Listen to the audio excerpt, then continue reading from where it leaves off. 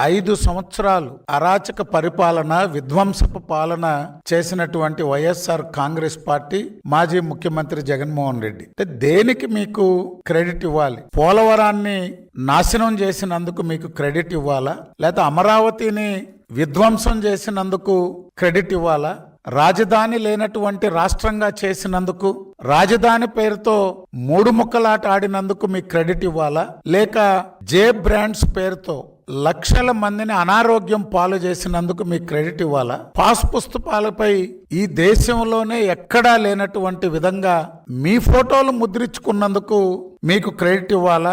ఏ మంచి పని జరిగినా క్రెడిట్ చోరీ అని మాట్లాడుతున్నటువంటి మీరు రాయలసీమకి, ఈ రాష్ట్రానికి మీరు చేసినటువంటి నష్టానికి, అది సాగునీటి రంగమైనా తాగునీటి రంగమైనా పరిశ్రమలు వెళ్ళగొట్టడంలో ఘనత సాధించినటువంటి మీకు క్రెడిట్ ఇవ్వాలా అని చెప్పి అడుగుతున్నాం.